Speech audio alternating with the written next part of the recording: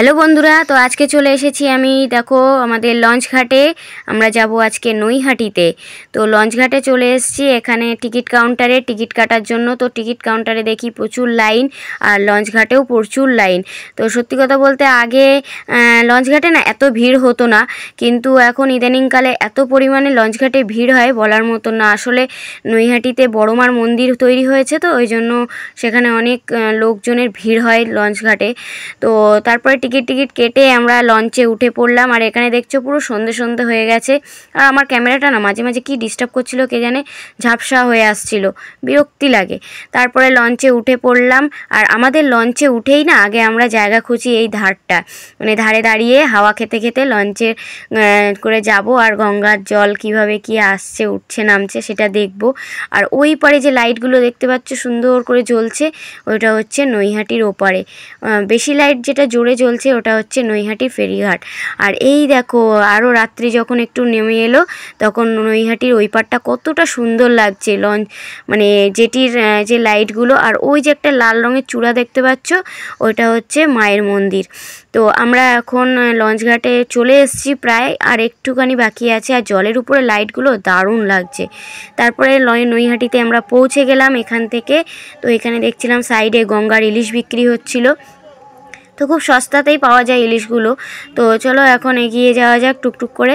তো কেন আমরা নৈহাটিতে এসেছি সেটাই তোমাদেরকে বলা হয়নি।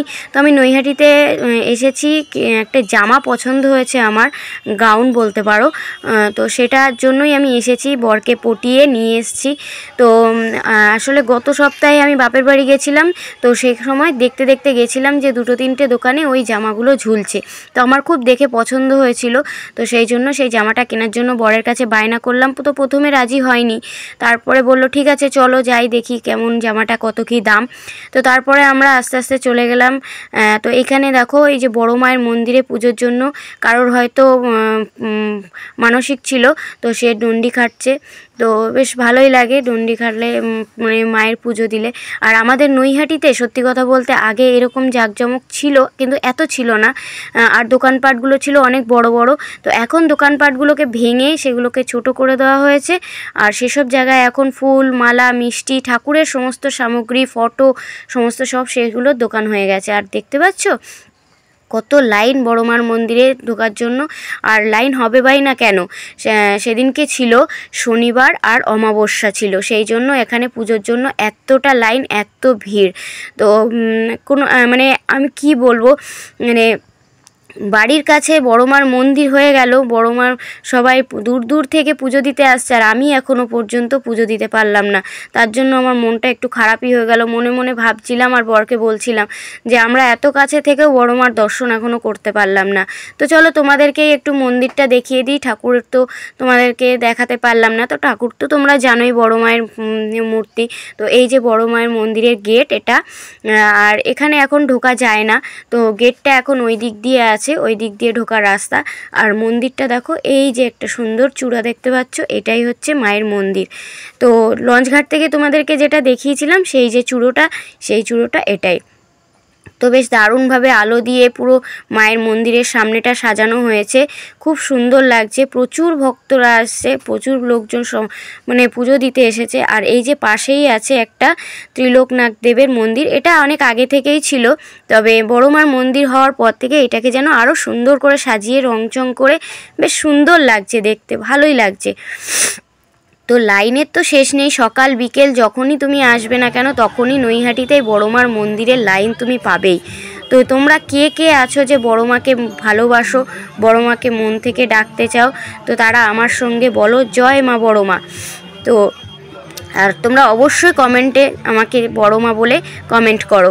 তো চলো এইদিকে হচ্ছে চারিদিকে দেখতেই পাচ্ছ সমস্ত সব বড় মার ছবি, কত সুন্দর সুন্দর ছবি সব মায়ের এখানে। তো তারপরে আমরা আস্তে আস্তে মন্দিরে তো ঢুকতে পারলাম না, জামার দোকানে চলে এলাম। এই যে জামাটা দেখতে পাচ্ছ, আমার এই জামাটাই পছন্দ হয়েছিল। তো দূর থেকে দেখেছিলাম, অত কাছ থেকে দেখিনি, তো আজকে এই কাছ থেকে আমি হাত দিয়ে দেখলাম জামাটা। তো জামাটা বেশ সুন্দর। তো এই ভিডিওটা আমি করেছিলাম শনিবারে, কিন্তু আমার দিতে একটু দেরি হয়ে গেল, কারণ আমার প্রচণ্ড শরীর খারাপ ছিল, গলা দিয়ে আওয়াজ বেরোচ্ছিল না। এখনও হয়তো আমার গলা শুনে তোমরা একটু আন্দাজ করতে পারবে যে কতটা শরীর খারাপ ছিল। তো এই দোকানে ঢুকেছিলাম, ঢুকে যা দাম বললো তা শুনে তো আমার হয়েই গেল। আমার বর বললো যে থাক চলো। তারপরে পাশে আরেকটা দোকানে ঢুকলাম, সেখানে কালার ভ্যারিয়েশন ছিল অনেকগুলো, সেই জন্য এখানে দেখলাম। এখানে দেখতে পাচ্ছ এটা হচ্ছে হলুদ রঙের আছে। তো প্রথমে আমি এই হলুদ রঙটা দেখেছিলাম যে হলুদ রঙটা নেব বলে। তো তারপরে আমার বর বলল যে না, এই হলুদ রঙটা অতটা ভালো লাগবে না, তো এটা নিও না। তো জামার মধ্যে আবার দেখছো নেট লাগানো, বলে কিনা এই নেটটা লাগানো থাকলে জামার গাউনটা নাকি নিচের দিকে ফুলে থাকবে, মানে চুপসে যাবে না গায়ের সঙ্গে। তো এই যে পুরো জামাটা, তো আমার গায়ে এখন ফিট করে দেখা হচ্ছে যে কতটা লেন্থ, আর আমার তো হাইট মানে বলার মতন না, বাঁধিয়ে রাখার মতন। তো সেই জন্য সব জামা কাপড় আমার গায়ে হয়ও না, পছন্দ হলেও আমি কিনতে পারি না। তারপরে আমার বর বললো যে এই যে কালারটা দেখতে পাচ্ছ এটা হচ্ছে ব্লু কালার, এই ব্লু কালারটা আমার বর বললো এই কালারটা নাও, এটাই তোমাকে ভালো লাগবে। আর ব্লু কালারের উপরে সাদা যে সুতোর, পুরো সুতোর কাজ করা অল ওভার বডিতে, আর মাঝে মাঝে একটু স্টোন বসানো আছে। তো আমি আবার দোকানদারকে বলছি যে এই স্টোনগুলো উঠে যাবে না, তো স্টোনগুলো উঠে গেলে না জামাটা দেখতে ভালো লাগবে না। তো আমি আবার আমার গায়ে খাটিয়ে দেখছি যে জামাটা কেমন লাগছে আমাকে দেখতে। আমার বর বলছে খুব সুন্দর। তো তারপরে দোকানদারের সঙ্গে একটু কথাবার্তা বলছি, বলার পরে না সত্যি মনটা খারাপ হয়ে গেল। যা দাম বললো, দামটা ওরা একটু কমালো না, বললো ফিক্সড রেট। তো আমার বর বললো যে নিয়ে লাভ নেই, বেকার এতগুলো টাকা ইনভেস্ট করব, তোমাকে পরে কিনে দেবো। তো যাই হোক, দোকানদারের ব্যবহার একদম ভালো ছিল না, খুব খারাপ ব্যবহার করেছে। মাঝখানে তো ঝগড়াই লেগে গেল বরের সঙ্গে। তো আমি তারপরে ওখান থেকে ওকে টেনে বার করে নিয়ে চলে এলাম। তারপরে এই যে একজন মহিলা আছেন, এখানে নৈহাটিতে পুরো দোকান ভর্তি লোকজন, আমি ভিডিও তুলেছি, কারোর কোনো আপত্তি নেই। ওনার যেন বড্ড আপত্তি, দোকানে ছবি তুলবেন না। তো ওনার সঙ্গেও আবার তর্কাতর্কিতে জড়িয়ে পড়লাম। তো তারপরে ছাড়ো, বাদ দাও, যা হয়। তারপরে ওখান থেকে চলে এলাম আবার এই মন্দিরের সামনে। জামা তো আর কেনা হলো না, কি করব, দামের জন্য অনেকটাই দাম বলছিল। তো প্রাইসটা বলছিল ওরা 1200 টাকা। তো আমার বর বলছে এই মুহূর্তে প্রায় মাসের শেষ হতে আসছে, আমি এই মুহূর্তে তোমাকে কিনে দিতে পারবো না। আর তোমরা তো জানোই আমি কদিন আগেই, 1 সপ্তাহ আগে বাপের বাড়ি থেকে ঘুরে এসেছি, তো সেখানেও অনেক টাকা খরচা হয়ে গেছে। তো বললো যে ঠিক আছে, পরের বার তোমাকে কিনে দেবো, নেক্সট মাসে যদি মাইনে পেয়ে তোমাকে কিনে দেবো। তো তারপরে আবার হাঁটতে হাঁটতে চলে এলাম বড় মায়ের মন্দিরে, এক রাশ মন খারাপ নিয়ে। কি করব বলো, যেটা পছন্দ হয় সেটা যদি না পাই না, খুব কষ্ট লাগে। তো ঠিক আছে, কোনো ব্যাপার নেই, টাকাটাও তো দেখতে হবে, আমরা তো বিশাল বড় লোক না যে এই বললাম এই কিনে নিলাম। তারপরে বড়মার মন্দিরের সামনে দিয়ে যাচ্ছি, মন্দিরে তো আর ঢুকতে পারলাম না। তো কষ্ট হচ্ছিল মনে মনে খুবই, যে কবে আসবো বড়মা, তুমি কবে আমাকে দর্শন দেবে। তো এই ভেবেই আস্তে আস্তে বড়মার মন্দিরের লাইনগুলো সব দেখছিলাম। দেখে তারপরে আমার বর একটু প্রণাম করে নিল বড় মার সামনে, বাইরে থেকেই প্রণাম করে নিল, আমিও একটু প্রণাম সেরে নিলাম, নিয়ে তারপরে আস্তে আস্তে বাড়ির দিকে চলে যাচ্ছি। মনটা সত্যি খুব খারাপ। তার মধ্যে সত্যি কথা বলতে আমি না মন্দিরে ঢুকতেও পারতাম না, কারণ আমার তখন পিরিয়ড চলছিল। তোমরা তো জানোই এই সময় মন্দিরে ঢুকতে নেই। তো বাইরে থেকেই দর্শন করে তারপরে আস্তে আস্তে সামনের দিকে এগিয়ে চলে গেলাম। তারপরে আমার বরকে আমি বললাম আমার না প্রচণ্ড খিদে পেয়েছে, আর আমার বাইরে বেরোলেই আমি দেখেছি, বাড়ি থেকে যতই খেয়ে বেরোই না কেন আমার খুব খিদে পায়। তারপর আমরা ঢুকে পড়লাম দ্য সুগার স্পাইসিতে। ওখানে গিয়ে আমি বরকে বললাম আমি একটা পেস্ট্রি খাবো। তো যেহেতু শনিবার ছিল, আমরা নিরামিষ খাই, তো পেস্ট্রিতে যেহেতু ডিম দেওয়া থাকে, তো ডিম দেওয়া পেস্ট্রি আমি খেতে পারবো না। তো এখানে দেখতে পাচ্ছ অনেক ভ্যারাইটিসের কেক ছিল, আমার তো দেখে প্রচণ্ড লোভ লাগছিল। আর তারপরে ওই দিক থেকে লোভ সম্বরণ করে এগলেস যে পেস্ট্রিগুলো ছিল সেগুলো আমি জিজ্ঞাসা করছিলাম, তো সেরকম কালেকশন ওদের কাছে ছিল না ভালো। তো তারপরে আমার বরকে বললাম ঠিক আছে চলো আমরা আইসক্রিম খাই, একটা আইসক্রিম কিনে দুজনে শেয়ার করে খাই। তো তারপরে আইসক্রিমের দিকে চলে গেলাম, কী কী আইসক্রিম আছে দেখতে। তো এই জায়গায় আমি যে আবার নিজেকে একটু শো আপ করছিলাম। আর এই যে কাকুটা আছে, এখান থেকে নড়ার নামই নেই, ওখানেই দাঁড়িয়েছে। দেখছি একজন মহিলা ভিডিও করছে, একটু সম্মান দেবে তারও না, আবার গার্ড দিয়ে দাঁড়িয়ে পড়ছে। কি অবস্থা মানুষজনের, মানে কিছু বলার নেই।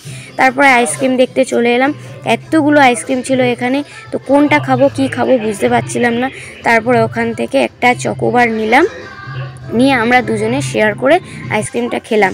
তো আইসক্রিমটা সত্যি খুব ভালো ছিল খেতে। তো তারপরে আইসক্রিম খেয়ে তারপরে আমরা আবার ওখান থেকে বেরিয়ে পড়লাম। তো তখন আমি বরকে বলছি যে আমি আইসক্রিম দিচ্ছ ঠিক আছে, কিন্তু আমি তাও পেস্ট্রি খাবো। আমার বর বলছে না, হয় আইসক্রিম না হলে পেস্ট্রি। এইগুলো হয় বলো তো, মানে জামাটা তো দিল না। জামাটার দাম না হয় 1200 টাকা ছিল, আর পেস্ট্রি আর আইসক্রিমের দাম তো নিশ্চয়ই 1200 টাকা নয়। তবুও বলার পরেও কিছুতেই দিল না। তো ঠিক আছে, মনটা খারাপ হয়ে গেল। তবে আইসক্রিমটা খেতে কিন্তু দারুণ ছিল। আমার তো চকোবার আইসক্রিম খেতে দারুণ লাগে। তো তারপরে জামা তো কেনা হলো না, পেস্ট্রিও আর খাওয়া হলো না। তারপরে এখানে যে ইলিশ মাছ বিক্রি হচ্ছিল তখনও দেখছিলাম যে ছিল, তো এখানে 3টে করে ইলিশ মাছের পিস 100 টাকা করে বিক্রি হচ্ছিল। তো আমি এখান থেকে 3 পিস ইলিশ মাছ বেছে নিয়ে নিলাম। তো জয় বড়মার নাম নিয়ে আজকের ভিডিওটা এখানেই শেষ করছি।